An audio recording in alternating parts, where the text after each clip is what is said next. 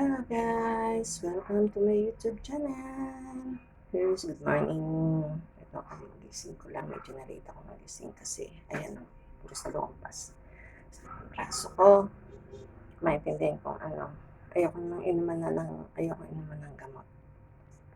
Kaya inanaw ko lang. Puro lamig siguro yung katawan ko. Ngayon, ito, kakapit tayo. At itong problema ko, mag-aayos ako ng kwarto dati ng anak ko. Ito, ayan, ngayon ginawa ko ng bodega. Kaso, ang naging problema, ito guys, pakita ko sa inyo. Kaya ngayon mag-aayos dito. Alisin ko yung mga, tatapon ko na yung mga hindi dapat, yung mga hindi na ginagamit. Kape muna. Ayan, sarap magkape. Ayan, ang naging problema ko. Ang problema ko dito sa na to, nagtutuluan sila kasi medyo mali yata ang pagkakagawa kasi hindi naka-slanting yung bubong, parang diretso lang. Tapos dito pala, hindi pala tinibag yung meron kasing lampas na ng pader dito. Ito yung kisame. Kaya parang may division. Ngayon, yung tubig parang na-stuck dito. Ngayon, ito, ayan, sira-sira na yung, nasira na yung mga, yung kisame. Kaya pag umuulan, lakas ng tulo dito. Para kang may polos. Kaya, ayan ang malaking problema ko. May ayan mga sira na yan. Ayan. Yung nagsasabi na, sabi nga, baklasin na. Para makita kung ano. Pero ang palagay ko, may tumutulo sa bubong. Tapos dito may division. Nag-i-stuck yung tubig dito. Kaya yun doon sa sulok na yun, ayun. Ay, ito. Ayun. Pinasimentohan ko na yan. Ang isang malaking problema ko, ito guys, tinira ng mga anay. Yung aparador na to, ilalabas ko na to. Tapong ko na. Ayan o, wala nang laman tong sinira na ng anay. Ayan, inubos na. Wala na laman yan guys. Ayan, kaya aalisin ko lang mga damit ng anak ko dito. Ayan o. Guys. Kaya, tayo pagka sa bahay, ayan o.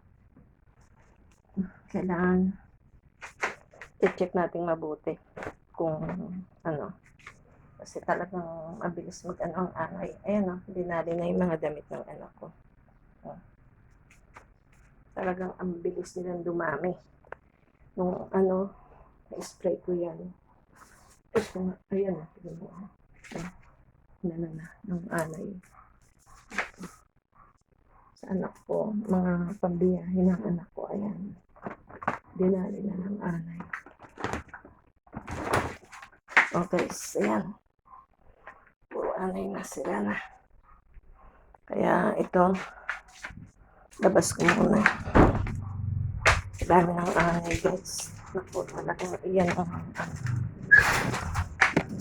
renovation ng bahay na kailangan. Pera na lang ang kulang. Wala na yan. Ayan, nilabas ko na. Then, pati yung aparador. Ilalabas ko kasi wala na talaga. Inano na ng anay. Ayan. Dinali na. Pati damit ng anak ko. Oh, my God. Kaya ang laki ng problema ko dyan. Kaya unti-unti kong i-alis ito. Mag-spray muna ako. Kunin ko na pang spray. Wala talagang nalira na ang anay. Matindi. Na kailangan ilabas ko na yun. Kasi yan ang isang ganito pa. Yan. Ito ang problema ko guys.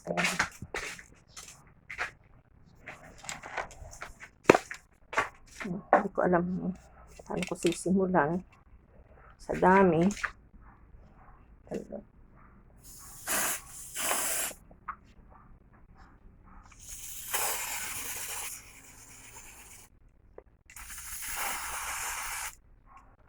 Yun guys, ni-sprayan ko. Kasi, wala eh. Yung mga, naman yung damit ng anak ko, wala na, inano na ng anay.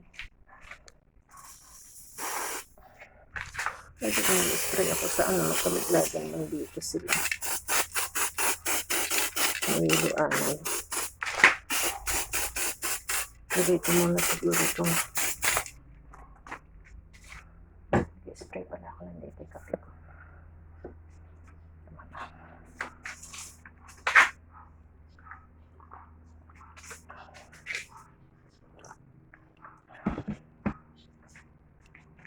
Kaya ang hirap pagka minsan nagugulat ka na lang, kaya kailangan i-check ang mga gamit. Dahil minsan di mo akalain kung baka mamaya may ahas or may anay. Kaya yan ang mahirap. Kaya guys, sandali. Kaya ayan guys, baka na sinira ng anay, sira ang ano. Ayan. Ang ganyan. Ayan. Ganyan. Dinali na. Ayan. Wala na. Grabe. Grabe ang anay.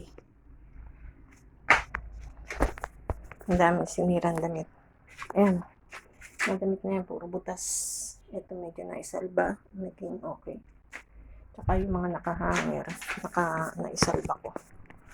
Ay, kainit. Suspan dito. Ayan. Lahat ng damit, ilalagay ko dito ito muna sa drawer. Kasi ito puro mga din namin. Puro damit din yung mga kung ano-ano. Ginawa ko na nga na bodega. Init. Sobrang init. And guys, tapusin ko lang to. Ang hirap. Ayan. Sira na yan. Sira na itong cabinet na to. Kaya, di-dispose ko na yan. Para dahil pati dingding namin, inanay na.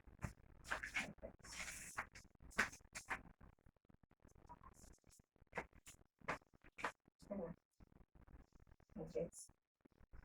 Alright. Dapat tayo, nag-check tayo lagi sa bahay.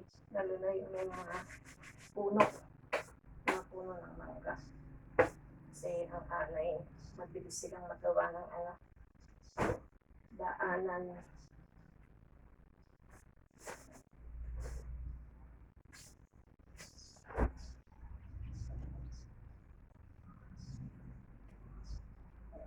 At mga ito, iwa-washing ko yung mga may butas lang. Pwede naman pang araw-araw. Sayang lang yung mga pang basketball. Yung mga jersey niya na pang basketball, ayun. Binutas na ng anay. Ano tayo magagawa? Pag ang anay ang ala.